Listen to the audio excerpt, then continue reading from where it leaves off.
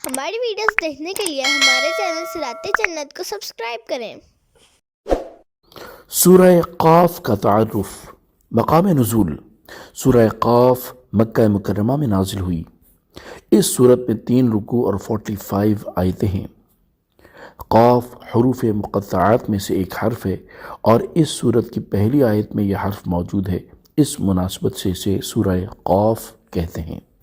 حضرت عمر بن خطاب رضی اللہ تعالیٰ عنہ نے حضرت ابو واقد لیثی رضی اللہ تعالیٰ عنہ سے پوچھا، نبی کریم صلی اللہ تعالیٰ علیہ وآلہ وسلم عیدین کی نماز میں کیا پڑھا کرتے تھے؟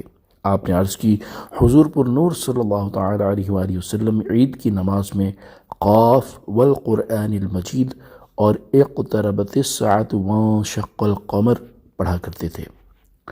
حضرت ام حشام بنت حارثہ رضی اللہ تعالیٰ عنہا فرماتی ہیں، میں نے قاف والقرآن المجید نبی کریم صلی اللہ تعالیٰ علیہ وآلہ وسلم کی زبان اقدس سے سن کر ہی یاد کیا ہے۔ آپ صلی اللہ تعالیٰ علیہ وآلہ وسلم ہر جمعہ کے دن منبر پر خطبہ دیتے ہوئے یہ سورت پڑھا کرتے تھے۔ اس سورت کا مرکزی مضمون یہ ہے کہ اس میں مرنے کے بعد دوبارہ زندہ کیے جانے کا ثبوت پیش کیا گیا اور اسلام کے اس بنیادی عقیدے کا انکار کرنے والوں کا رد کیا گیا، اور اس سورت میں یہ چیزیں بیان کی گئی ہیں۔ نمبر 1، اس سورت کی ابتدا میں آسمانوں کی ستونوں کے بغیر تخلیق، ان میں ستاروں کو سجائے جانے، آسمانوں میں شگاف نہ ہونے، زمین کو پانی پر پھیلانے، اس میں بڑے بڑے پہاڑوں کو نصب کرنے، خوبصورت پودے اگانے، آسمان کی طرف سے بارش کا پانی نازل کر کے زمین میں درخت اور اناج اگانے، اور ان کے فوائد بیان کر کے مردوں کو زندہ کرنے پر اللہ تعالیٰ کے قادر ہونے کے دلائل بیان کیے گئے ہیں۔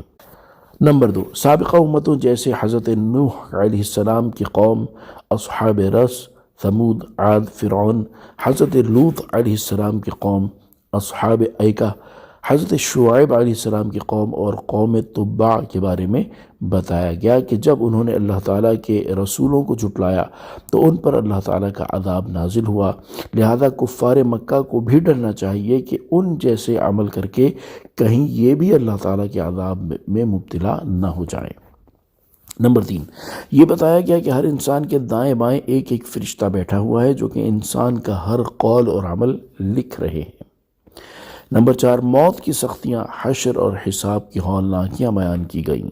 نمبر 5، متقی لوگوں کا وصف اور ان کی جزا بیان کی گئی، اور یہ بتایا گیا کہ سابقہ امتوں کی ہلاکت سے عبرت اور نصیحت وہ حاصل کرتا ہے جو حق قبول کرنے والا دل رکھتا ہو، یا کان لگا کر اور دل سے حاضر ہو کر قرآن کی نصیحتیں سنتا ہو۔ صلو علی الحبیب صلی اللہ تعالی علی محمد صلی اللہ تعالی علیہ وآلہ وسلم۔